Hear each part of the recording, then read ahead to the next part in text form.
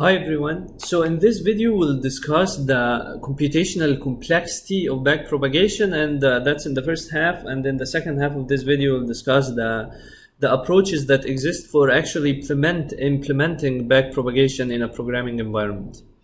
So let's discuss the computational complexity first. So if you look at basic backpropagation, which we discussed in last video, right? So in that basic backpropagation, let's think of the memory requirement as well as the computational requirement, okay? So if we go here, for example, and this is from last video. So I store the value, so here this is a backpropagation computational graph that's constructed to compute the partial derivatives of one output un with respect to every node in the forward propagation graph that's given here. Right? So in this graph, I store the value of every intermediate node, right? And I do that so that I don't repeat computations. So for example, I have U10 here, has a parent that is U1 and has another parent U2. I want the intermediate step of calculating the partial derivative of U of n with respect to U10 to be stored in memory and not recomputed when I compute each of the partial derivatives with respect to U1 and with respect to U2, right? So the memory requirement is order the number of nodes in the computational graph, right? Because I'm storing all these values, and the notation big O or order means as we scale, right? So maybe we are not storing the values corresponding to the partial derivatives with respect to the inputs. I'm storing only the intermediate ones. But as that graph scales, I'm storing order n, which is the number of nodes in the computational graph. Right? How about computations? So computations here happen when? Computations happen at every edge. Right? So for example, here at U2, I have a multiplication corresponding to an incoming edge and another multiplication corresponding to another incoming edge, right? And then there is addition. Imagine corresponding to this node, I have 10 edges. Then I would have 10 multiplications plus one last addition. So how does it scale? It scales with the number of edges, right? And typically in an arbitrary graph, the number of edges is order the square of the number of nodes, right? And this is you can think of it as in a fully connected graph. You have n vertices, then you would have, so let's say you have n by 2, a bipartite graph. You have n by 2 and n by 2. The number of edges would be n squared divided by 4, so it would scale with n squared. And if you have a fully connected graph, the number of edges would actually, you would have n minus 1 edges per node, and there are n of these nodes, so you will have n times n minus 1, which scales with n squared, right? So typically in graph theory, if we don't know information about the graph a priori, so we say that the number of edges would be order n squared. So here the computational complexity of backpropagation in a generic network that we don't know other side information about it would be order n square, where n square is the number of nodes in the computational graph. Remember, the computational graph corresponds to operations, not nodes in the neural network. So the computational complexity is order the square of the number of operations that you have. Right? Because you have computation corresponding to every edge. Now, this is actually not bad in terms of computational complexity because it saves all the computations that correspond to intermediate steps. Right? Now, let's see the other alternative. So let's say I have a naive approach that doesn't do backpropagation. It computes the partial derivative with respect to every node from scratch. So nothing is stored in memory.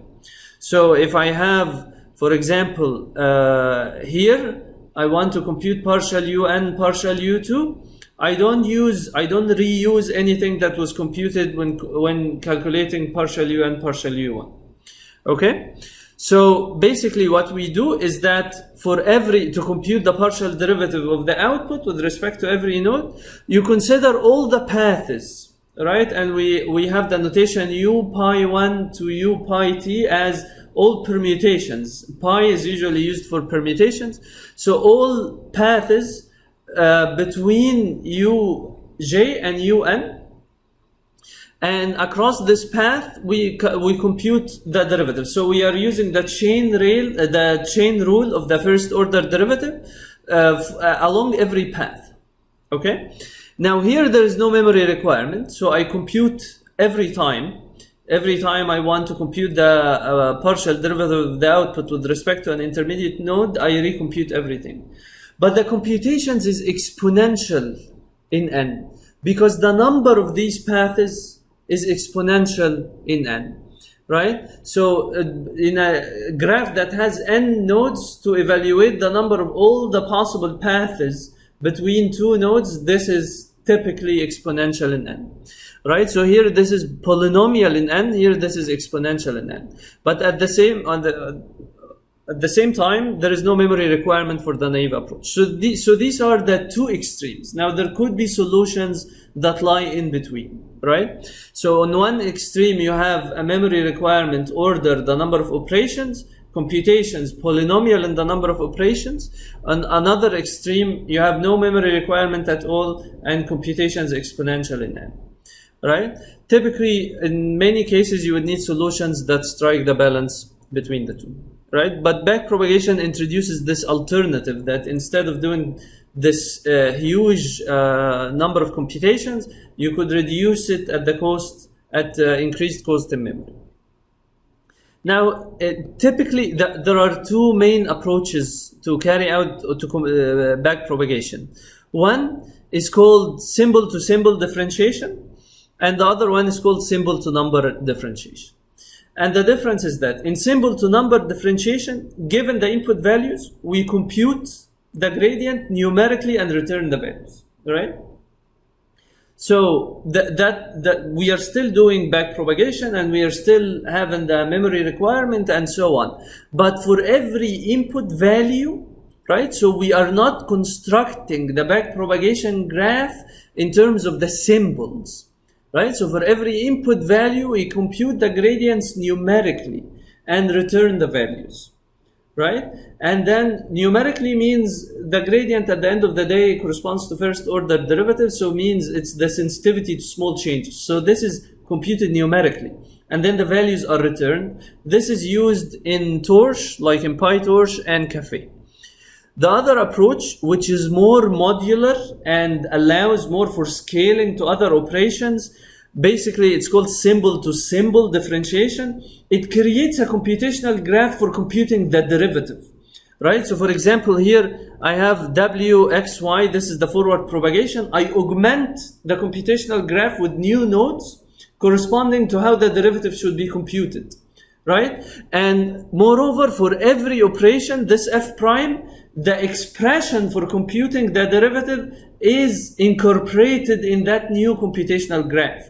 And that allows me to compute the second derivative. For example, if I want later to compute the second derivative, then I can augment that computational graph with more vertices and more edges to compute the second derivative of, let's say, y with respect to w, for example, as a function of the first derivative, right? So that can extend for computing higher order derivatives. This is used in TensorFlow and Theano, and part of the reason is that these frameworks like TensorFlow, especially TensorFlow, were designed while put in mind that it could be used for more general computations, not just this specific way of computing the first order derivative for neural networks, right?